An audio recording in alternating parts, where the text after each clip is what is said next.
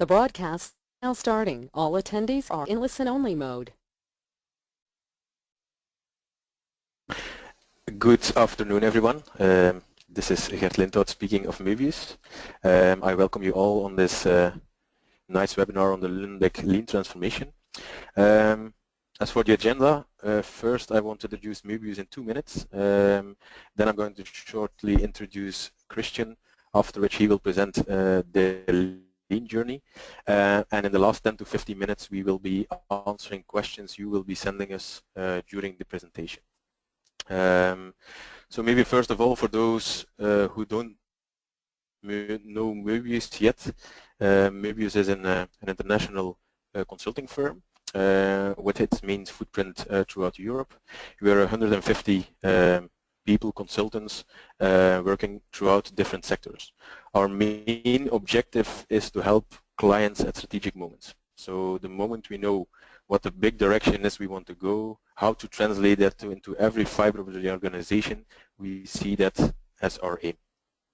To have an idea for which clients we work or which sectors or areas we focus on, Möbius has 5 main sectors we work for: the industry, in which life science, chemical, food and beverage, and high tech are our main areas; healthcare specifically, services, society over government, and then a specific sector on recycling. That's where we focus on. When we now see that throughout the 25 years we exist, we have done several transformation projects, programs, and so on. We guided a lot of customers, and what we saw that there is a difference, that some initiatives are sustainable over time and some aren't. And we start asking ourselves, how come, what makes the difference between those initiatives? And what we noticed is that all organizations focus on systems and tools to create their results, but that the organizations that make the difference or that have sustainable high performance results, they focus in fact on the blue in the middle, and that's in fact the culture of their organization, the behavior they want to see and create in their organization, and to align the leadership with that, to make sure that the organization is driving towards a culture of continuous improvement. And that's also why we have decided recently, and that's new, to become a partner of the Shingo Institute. Shingo Institute hosts the Shingo Prize, which some of you might know, which is considered as the Nobel Prize of Operational Excellence, of Enterprise Excellence. And the Shingo model explicitly puts that culture and that behavior in the middle of the organization, and also as the most important aim for leaders in the organization to create. We have to create the culture, we have to have the leadership in our organization to have a culture of continuous improvement, of high performance. So that's why Möbius has chosen to become affiliate of the Shingo Institute. Shingo Institute, very shortly, is a part of the Utah State University in America, and since working together with Shingo in the 80s, they have developed a very strong method and framework to become high performant over the years, and is considered as one of the, or maybe the, world-class framework in the world regarding enterprise excellence, regarding operational excellence. It was only a year ago that we met Christian Hoberg at one of the summits, and he most inspired us with one of his stories about the journey Lundbeck pharma has made over the last 10 years. And we were so inspired by that story that we have asked him to bring that same story again now a year later to you, to see what it means to change a culture within your organization and to have the results, the sustainable results of that cultural change. So I want to give word to Christian. Christian, over the last decade, has been responsible for the Lundbeck Lean Transformation. He was the sponsor of the program. Before taking on the Lean Challenge, Christian was responsible for Lundbeck's supply chain strategy and management processes in his role as personal assistant of the Executive Vice President for Production. Since 2009, Christian has combined the leadership of Lundbeck's Lean Transformation with his role as Vice President for Service and Technical Operations. He also, I brought the thing here because he's so convinced, he is also a member of the Executive Advisory Board for the Shingo Institute. I'm going to say no more, and I will give the word to Christian in a minute. There's one important thing I want to mention, is that the questions you have during the presentation, you can send them to us via the small white input screen you see on your screen. And all of those questions we will gather, and at the end we will take 3 to 5 of the questions which are occurring most, and we will ask those questions to Christian. So during the presentation, anytime, just send us the question, we will gather them and ask them to Christian in the end. I hope you will have an inspiring journey. Thank you.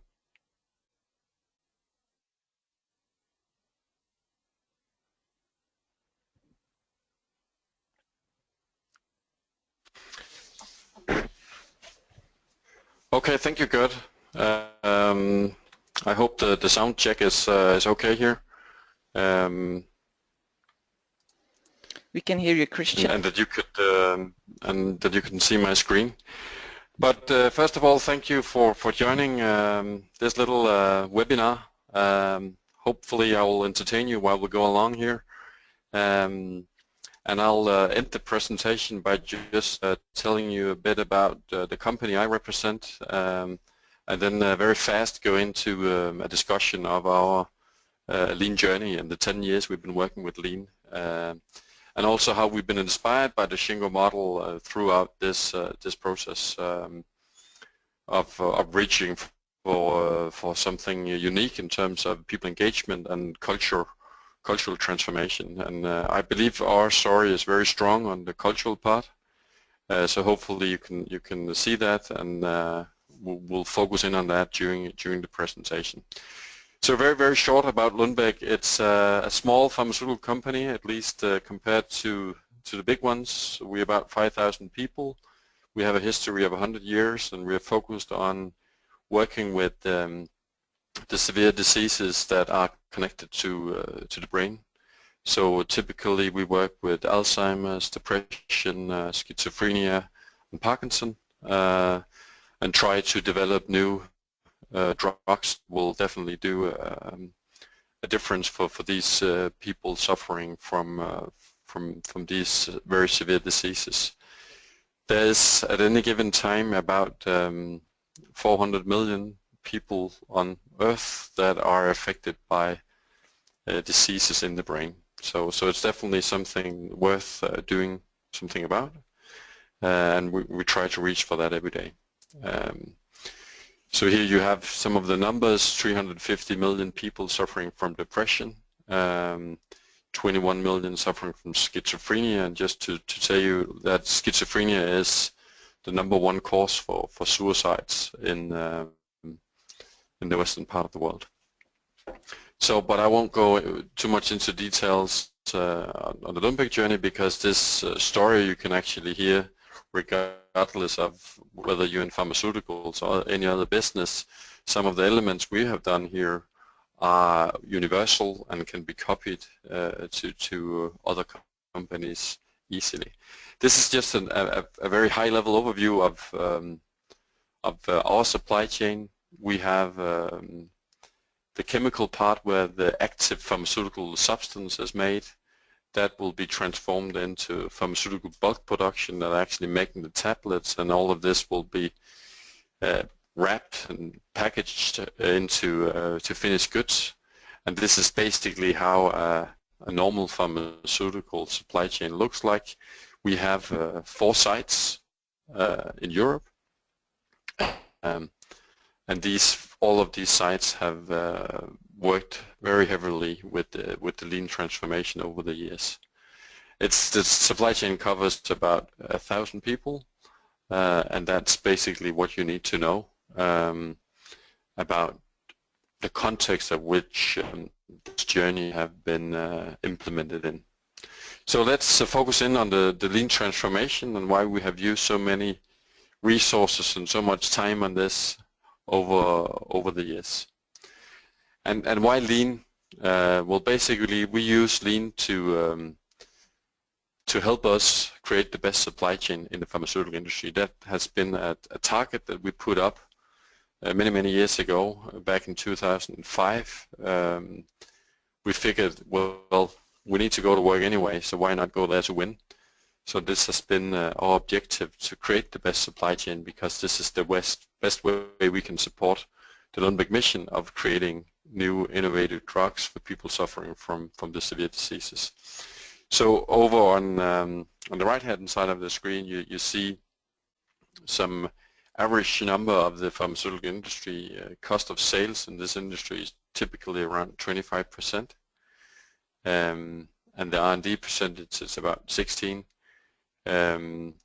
We managed to turn this around and reduce the cost of sales significantly in Lundbeck, and that enables us to invest more in R&D than any other company in the CNS area, at least compared to the size of our company. And this is really the way we best deliver value for the patients, because the true value in our business comes from inventing the new drugs, and then 10 years down the road these drugs will be copied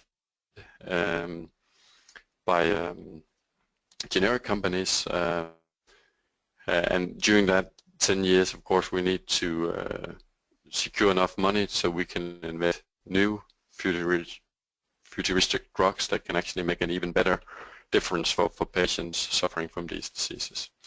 So this is just the reason why we spent so much time on this, and it's been a long journey. We've been working on it since January 2006, where we had our first pilot, and I'll take you through these 4 phases. Phase 1 was very committed to forcing the organization to think in terms of improvements. The basic thinking was, well, if you want an improvement culture, we better start making a lot of improvements. Then the phase 2, we needed to get some leadership in place and needed to be clear on our expectations to all the leadership levels. Phase 3 was about creating our system of this and making lean get into all the elements of our business system. So it was basically about designing our business system and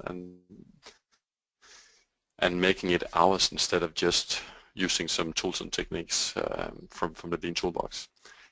Phase 4, it's about actually getting the behavior in place and trying to develop the whole lean system to drive these principles throughout the organization, make sure that everybody knows where we're going and how to get there fast.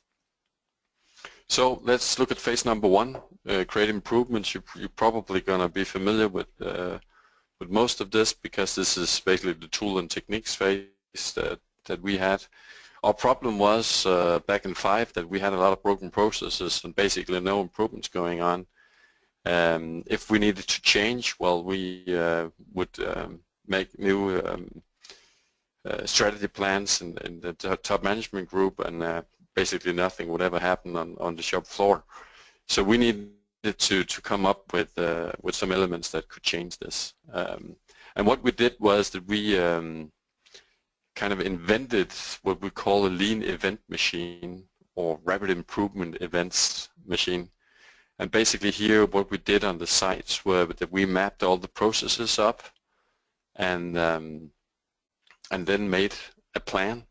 We spent 1 week to make a mission for the year, and this week we had senior managers and key employees collected for 1 week with the only purpose of making a plan. And then this plan would be executed throughout the year based on these Kaizen events, and eventually they will enable us to transform a value stream on the plant to something completely different. And for us this is really a revolution, because we went from a project thinking to these lean events that would fix a process during 1 week, and we would see 50% improvements of lead time on a specific process just by having 8 or 10 people in a room together, mapping the process up on the wall.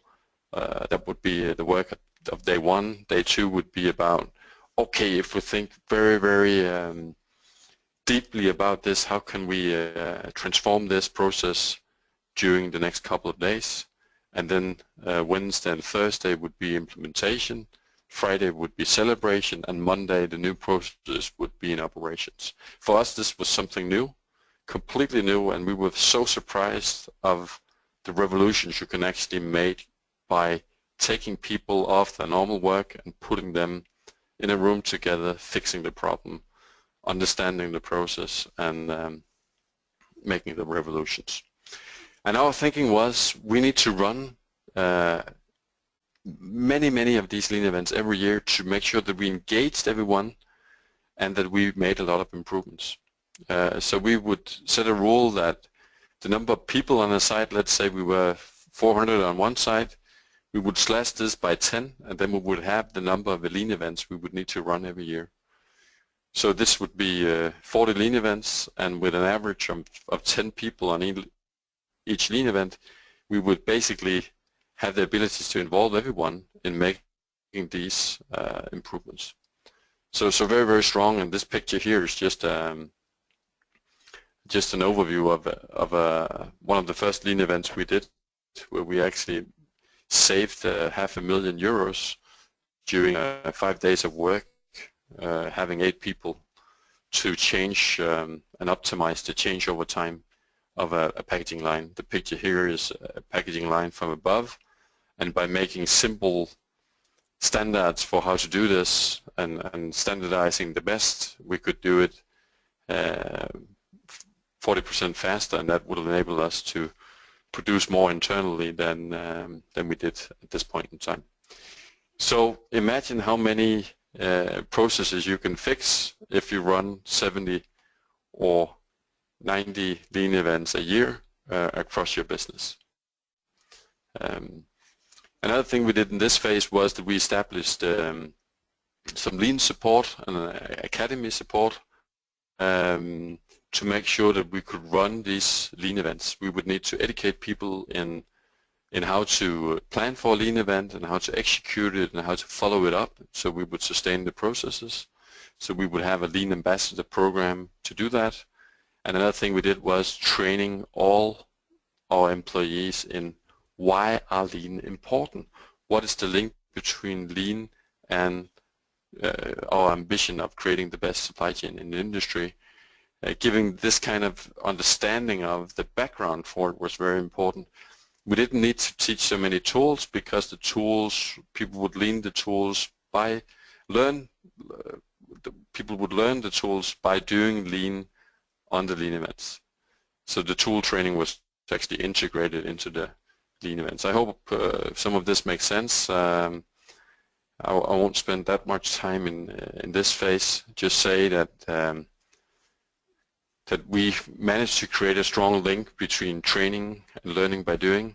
And then the transformation here at this point in time was characterized by events that was making sure that we would make results, and that our processes will gradually transform into something much better than what it used to be.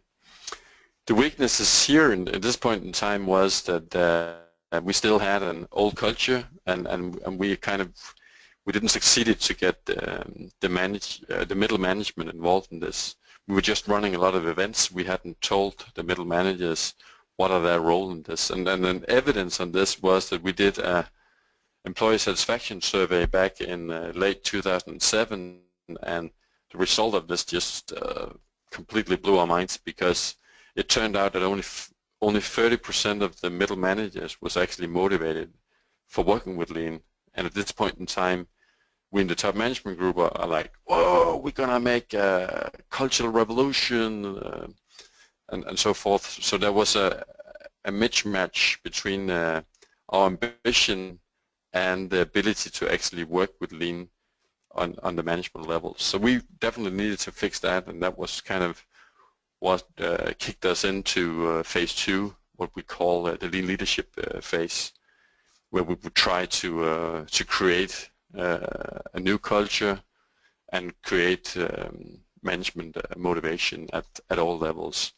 And what we did here to kind of start this phase was that we in the top management group went to an offsite seminar and started to discuss our view on what is good leadership in a lean context. And I can tell you guys, we were so surprised of the lack of alignment in our team about what is great leadership. And a home assignment we had to this offsite seminars was that we should, each of us should bring post-its with the best leaders we had in our organization and what characterized their great behavior. And we were blown away by this misalignment because we couldn't agree to who are the good leaders, and we couldn't agree to what are the characteristics. But we spent a lot of time on it and actually managed to come up with some categories, and based on this we made behavioral descriptions that would describe our expectations for the managers. And we all know that it's easier to perform if you know what's expected of you.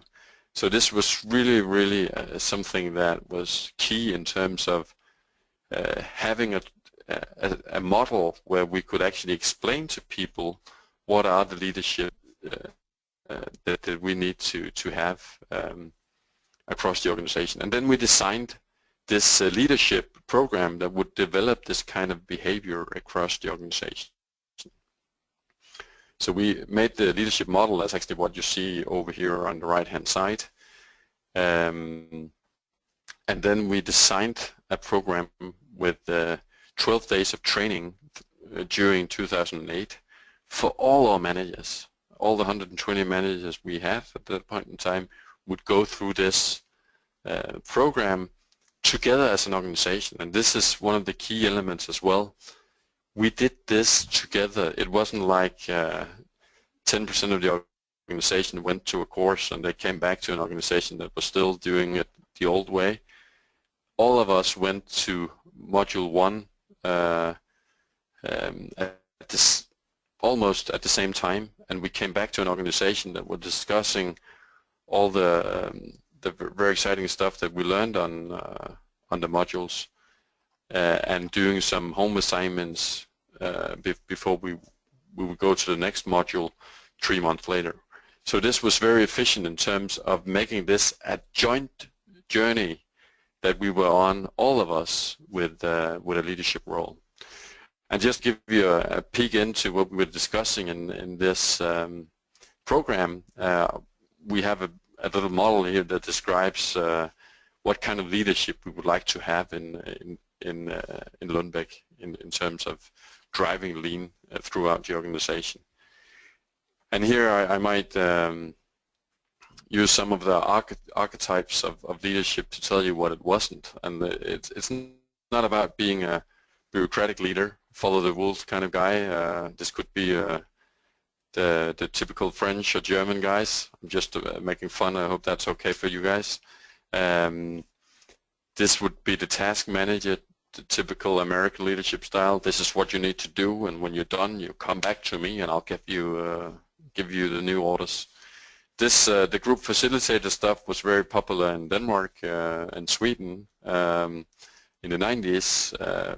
Every time we had a problem, we would just put a team together and ask them to fix the problem, and we would sit at our offices waiting for them to come and ask for help, and they would never come, and nothing would really happen. The team would meet every second week, and it would be very slow before we made the consensus part.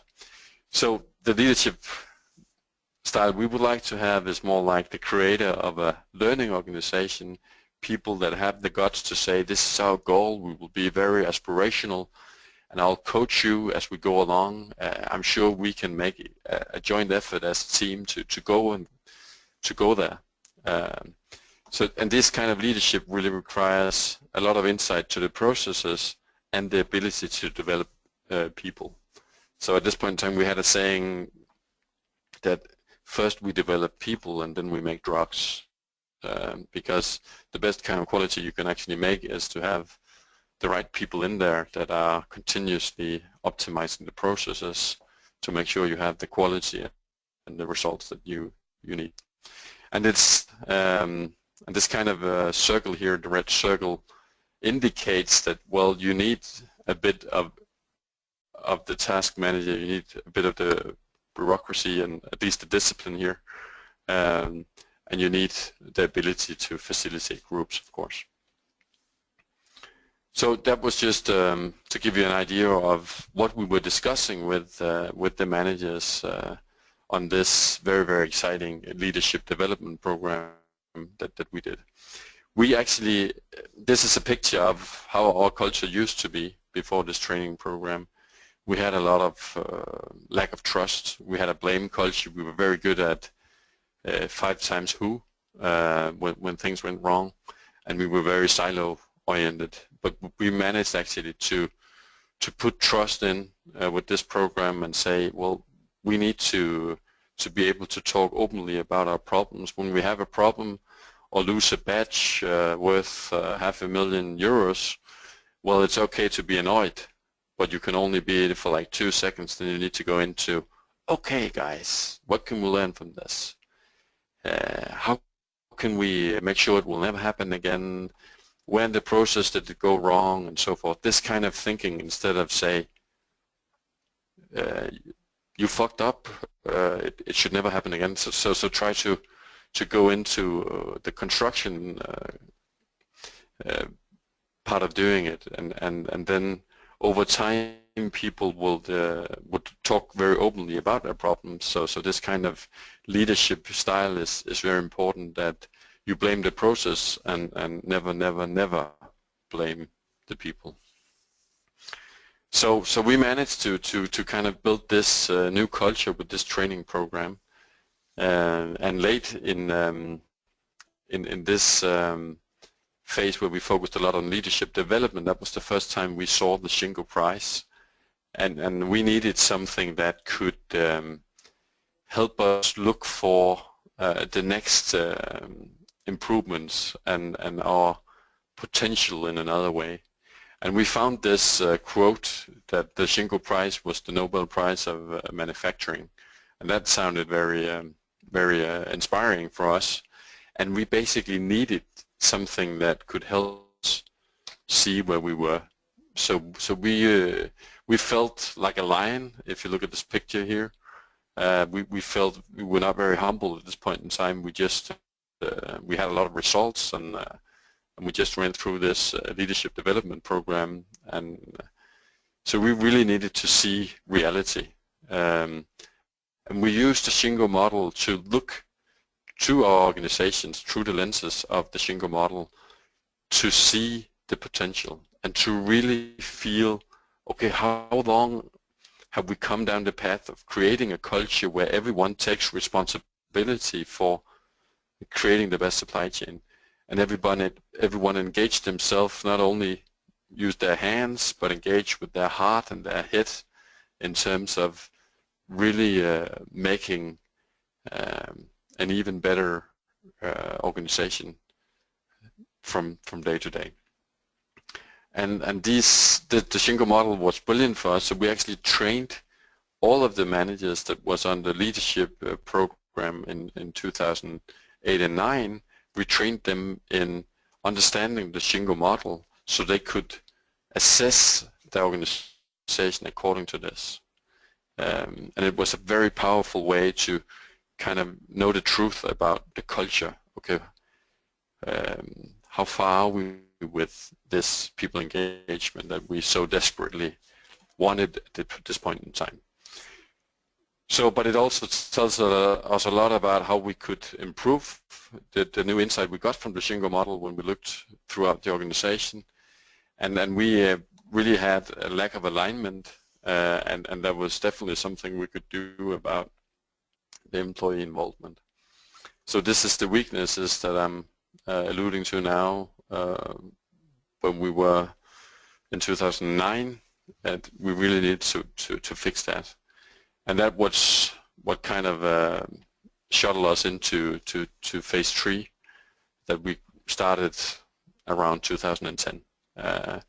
So how do we engage everyone? How do we build one system of this, making sure that we do strategy deployment in the right way and link it to what's going on in the teams and so forth? And it really required us as a senior management team to think about how does all of this work together. It wasn't only about lean events, it wasn't only about discussing good leadership practices, it was about building a system of this. And some of the tools that we and systems we used here, I will tell you about, and you probably know them, but I'll try to put it into a context. Policy deployment. I mean, at this point in time, we want people to make improvement every day. So we needed to make sure that everybody understood their role in the strategy.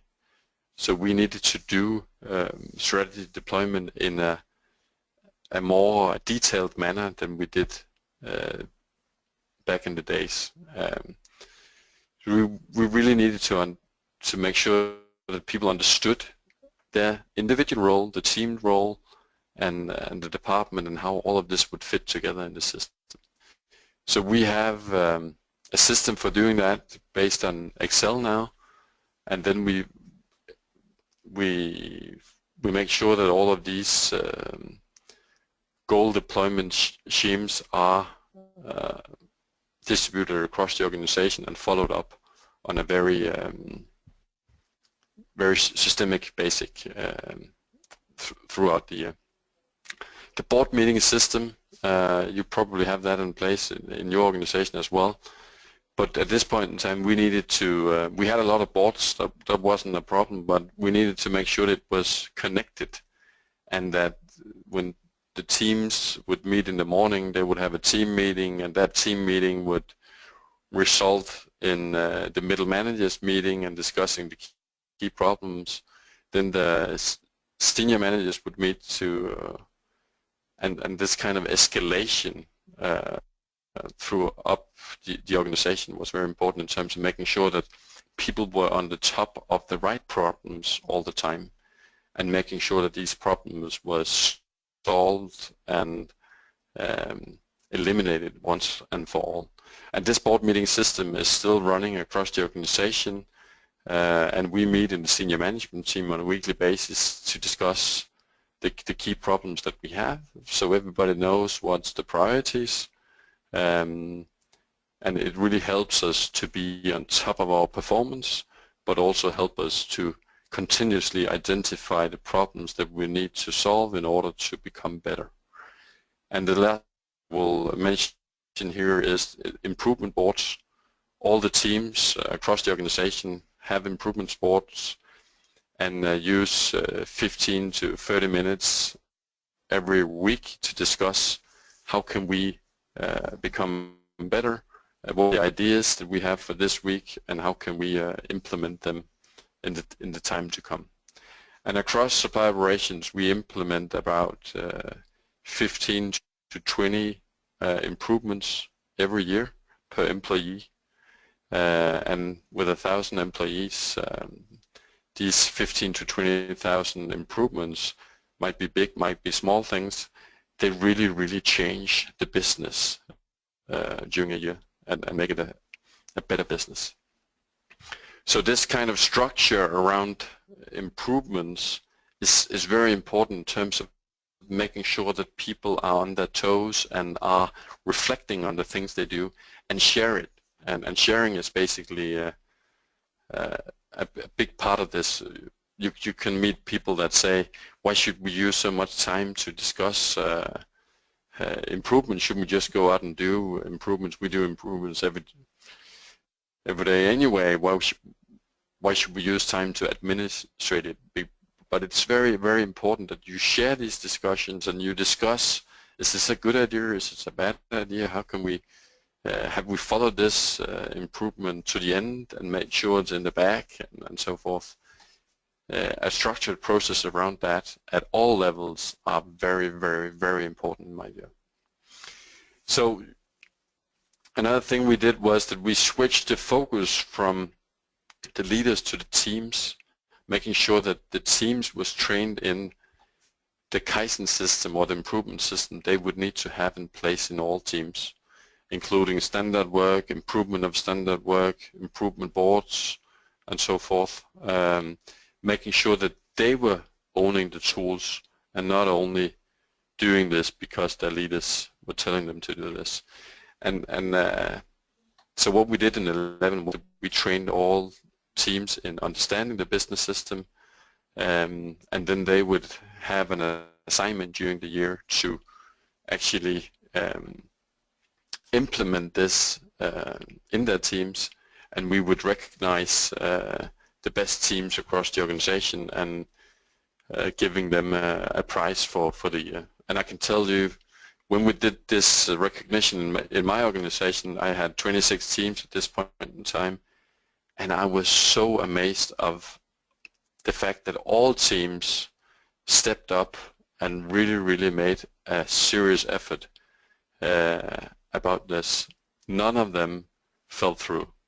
So it was amazing, and it was probably the best day of my leadership career in terms of seeing that engagement from all of them.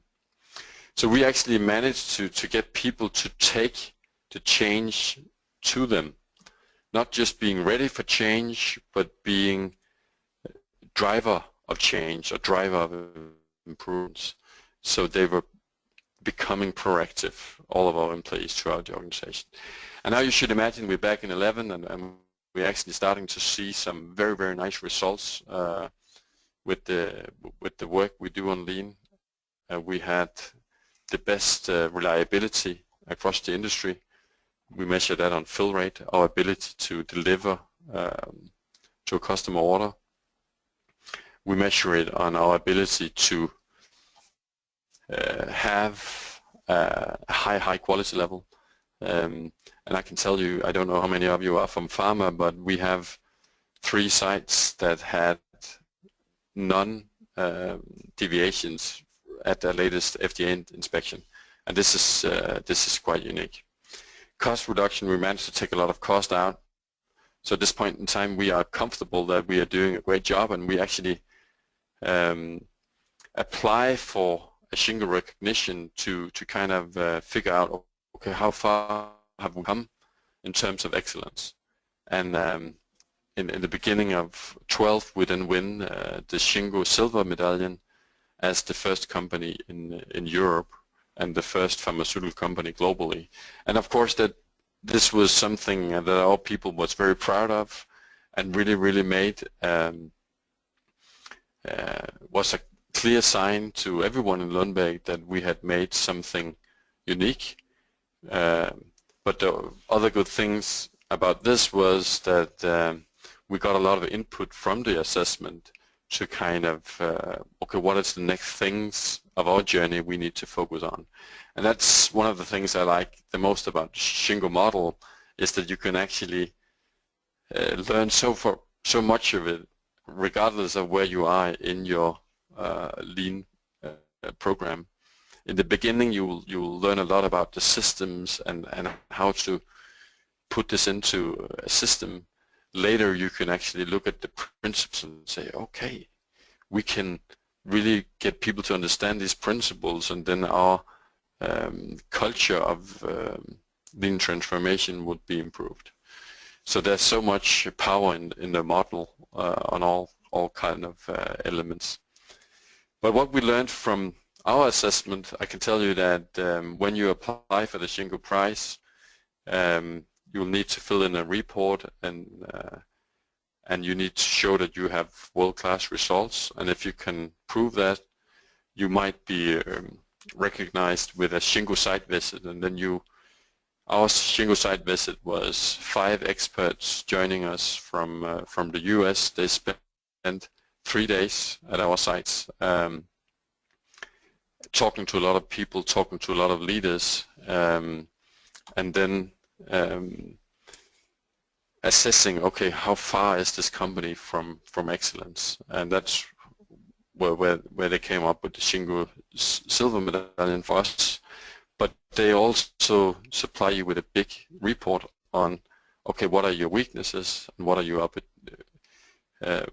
strong points and what are your opportunities. And some of the weaknesses they gave as feedback to us was, well, the principles behind the true lean culture, you can actually do even more to embed that in the thinking of the organization and in your systems.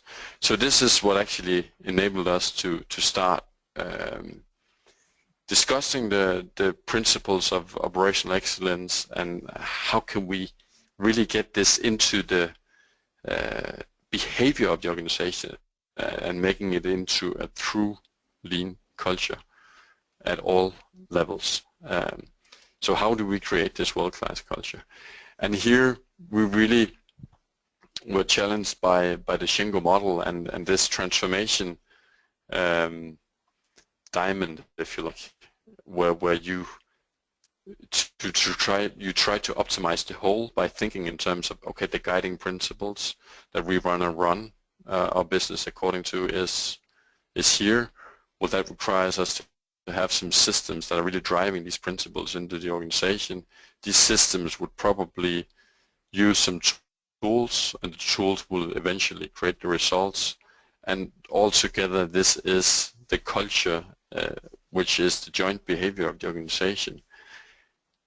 And so here the challenge is that we really needed to fix the whole diamond here and try to optimize this and adjusting our system. And I give you a few insights to how we have done that. Well, first of all, we adopted the lean, or the principles from the Shingo model. And what I like about these is it's not only the 5 lean principles that you have in the middle, which is more or less what all of us know lean, at least if we go a few years back. It will seek perfection, focus on process, scientific thinking, ensure quality at the source. This is the standard lean toolbox, if you like. But what the Shingo tells us is that, well, you need to be aware of the cultural enablers. You need to put in leading with humility. If you don't have leading with humility, well, you won't get anything out of this. You won't get people to buy into it. You won't, and if you don't respect people in this work, well, it's just fake lean. And then you need alignment as well, making sure that you think across and you think in terms of systemically, and of course you need to make sure that you create value for the customers and for the stakeholders. So I like this unity of principles, and we then during 2013 we made a program where we taught these principles in the organization by basically sharing our COO's view on, well, this principles means this and that.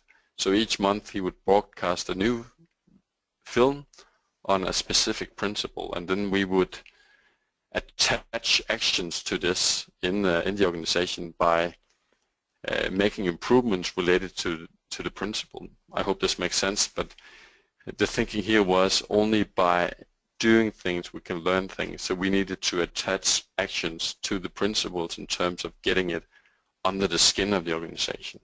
Another thing we did, or are still doing, is that we try to recognize when we see this true principle-based behavior based on the fact that when you're for doing something great, they will do it again.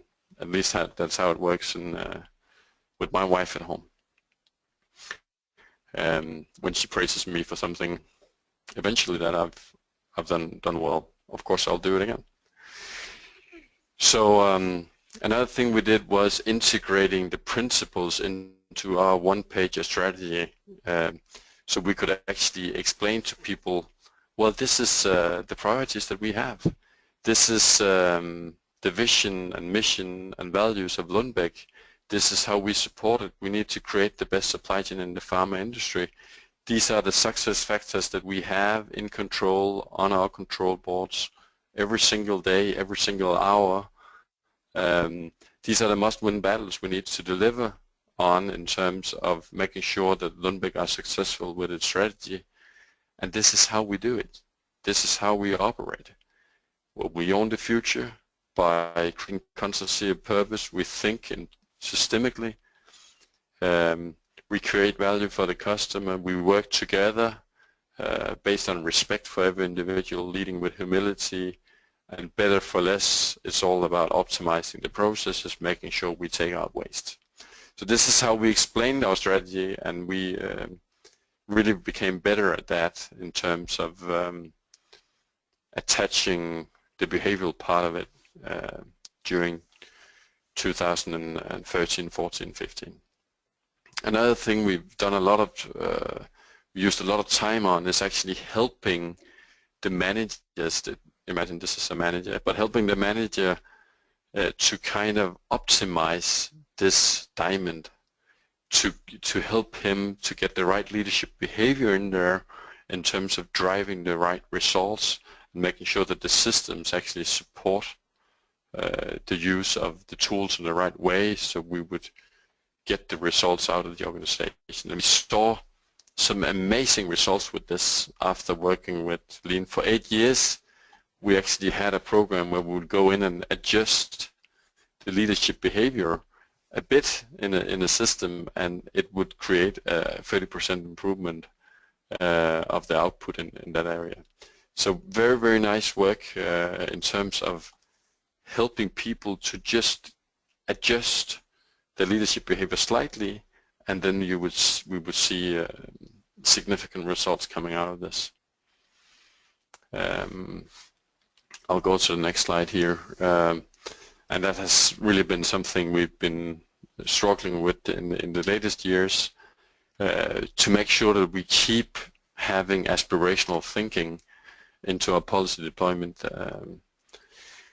So we're not just aiming for the 5 or 10% improvement, but really keep the pace of trying to transform our results, and this is very important in terms of making sure that people think differently and keep reaching for the stars. Because the longer you work with a program and the more confident you get in that you're actually performing well, the more time you need to invest in making sure that we keep being aspirational, because if you're not aspirational, well, there's a tendency that you will be too self-satisfied and miss out on the results. So we have designed the aspirational thinking into our strategy deployment, so we always have a long-term target, but a short-term realistic target to achieve as well. And this was basically our journey. We spent a lot of time in phase 1 to force the organization to create improvements by running the lean events, Kaizen events, or rapid improvement events, or whatever you call them. And we were learning lean by doing lean in this process, and basically involving almost anyone in the organization in the lean events. Then we needed to put in the leadership, to joint understanding of what is good leadership in this context. Then we spent a lot of time on the alignment of our systems and making it into one system of continuous improvement. And later we have been developing this system by adding the thinking from the principles and using that thinking from the principles to optimize the whole in order to create even stronger results. This was basically my points for you guys.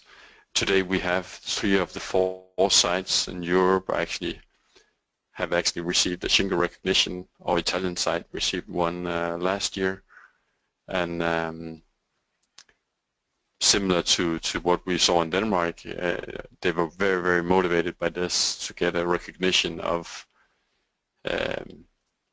this journey that you so much time on, and people are proud of the fact that they actually are doing a very, very good job. Okay. Questions?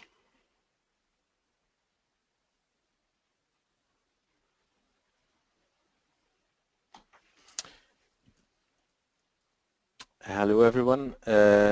Before going over to the questions, I just want to attend you to the following. The journey you just heard about Lundbeck, there is the possibility to visit Lundbeck at the end of the year, at the start of the Shingo European Conference. Several of you already notified us that they are interested in going together.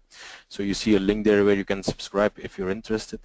And the second interesting thing is also, if you want to know more about the Shingo model, there will be a the Discovery Excellence course, 2-day course, where you have the ability also to visit a Gemba which has made great progress to learn how such a culture looks like. This will be organized during summer. The details will be sent to you soon. Thank you. So your questions. First of all, there was a practical question: is the webinar recording available? Yes, it is. A link will be sent and it will be available during 1 month after today. That was a practical question. Then I received 7 or 8 questions of each of you. We will go through them. Christian, if you can answer them in a rather concise way, otherwise we probably will send you the answers afterwards. So first one we received was, the topic of lean leadership often comes back, and it seemed quite a change for the organization. It was a long process also, but how did people respond to this rather, I would say, radical changes in type of leadership? Well, to be fair, when we were back in 2007 and doing a lot of these lean events, my thinking was that we would probably need to change half of the middle managers because they didn't perform according to my view. But the fact was that we hadn't told them how to perform in this. So when we did the training sessions throughout 2008, many of the leaders was actually very, very motivated by this because it's fun to discuss leadership. It's fun to try to excel in what you do instead of just doing the practical work all the time. So we had a strong motivation for this lean program, and the network it actually created across our different business units. All of a sudden people could link to other divisions and say, well, okay, I can see that you have this challenge, I have a similar challenge, how can we work together to fix this? I might be able to teach you how to engage your people if you can teach me how to make the real great way to follow up on projects, just to give an example. So there was a strong motivation for being a part of this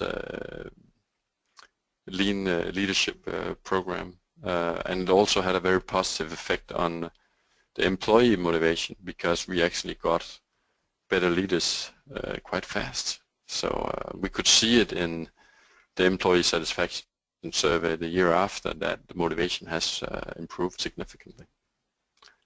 I hope that answered the questions. Yeah, that answered it greatly. Thank you. A second one, you notified the fact that there were a lot of differences in what would good leadership be. You said we filtered out characteristics of good leadership and translated them to real behavioral descriptions. We often hear that that is a difficult exercise. Can you give some examples of those and maybe how you did really do that? Well, I mentioned that we this off-site seminar and we kind of just put a lot of ideas on the wall, and then we spent some workshops afterwards to kind of adjusting it. The good thing about the way we did it was it became the organization's behavioral descriptions. It wasn't just something we had taken out of a book and then distributed it throughout the organization. We really spent a lot of time on it, and that has been a key element in all of the phases, that when we have had some of these transformational thinking, we have involved the senior management team and the managers in designing this. So just to give you an idea, the senior management team actually designed this leadership model and discussed the 24 behavioral descriptions, even down to the last words. And then we would, on the module 1 of the leadership program, we would discuss it with the 120 managers and say, this is the first version. Please, let's get your thinking in there, and if you have ideas on what we can improve, what you miss, and is it strong enough on how we build trust? Is it strong enough on the humility part of the leadership behavior, and so forth. And so we really managed to build 24 behavioral descriptions that everybody believed in. Okay. Not because they were perfect lines of lyrics, but because they have had a share of it and a discussion of it, and they understood it. Okay, great. Thank you. I have 2 questions on evolution, because that's always a difficult one when you have an almost unending, but at least 10-year journey. Is that one question was about, it seems that the natural evolution is from tools over leadership to alignment to culture. Is this naturally, or can you put this upside down, or can you speed this up, is one question. And second question, the same thing was, why start with systems and only then with principles? Yeah, and some of course these questions are interlinked, because it has something to do with, when are you as an organization able to listen to all the good knowledge about lean? And I can give you a few examples of our inability to listen. I mean, in the beginning, when we did the lean events, we visited a lot of companies, and all of the companies told us, you really need to take leadership development seriously. And then we went back and we thought we were taking leadership development seriously by training all the leaders in tools. And then we thought, okay, we did the leadership development, but it didn't help anything to teach them in the tools. We needed to teach them in their role, and we needed to understand the new roles that we were giving by this. And the same thing with the systems. I mean, if someone would have come in our year 1 and said, you really need to build a system out of this, and you really need to do improvement boards in all teams, we would say, why? What would that help? So it's a question of, when are you able to listen as an organization? But what I do like about the Shingo model is that it actually gives you some hints about where are you going with this. And that was very strong for us when we first saw the Shingo model back in 2008. Okay, here you have actually a description of the culture you try to create. So you get an idea of the end game and where you're going to. And this is very strong in terms of speeding up your transformation and shooting you in the right direction. So you might be a bit faster having this end game in mind. And the risk of stopping your transformation is less if you have a clear way that you're trying to go. The biggest problem with transformation is the lean transformation. They stop. I mean, only 5% of all lean transformation are at the best successful. So the key here is actually just to keep developing, and then it doesn't really matter how you develop. If you do Hashi Kanran the year after you started, fine by me. If the organization is motivated, you can explain why to do it. So I believe that transformations fail because you think you're there, and then you stop developing it, and all of a sudden things start. Okay, I might be going out of a way here. Sorry. I've seen we still have a big number of questions even now coming in. I might say, as we're running slightly across 2 p.m., that it might be a good idea that we make an overview of that questions and that we can see if we can answer those. I might send them afterwards to the participants because else people can just join people should just join a Shingo conference, huh? Preferably in Copenhagen. Yeah, I'll see you there. Preferably will. Okay, great. Christian, thanks for sharing this. It was again a very humble and nice way of sharing this journey. Thanks again, and thanks to everyone for participating. I hope it has been an inspiration. And indeed, we hope to see you in Copenhagen or during summer class or meanwhile. Thank you, everyone. Okay, thank you for listening in. Bye-bye.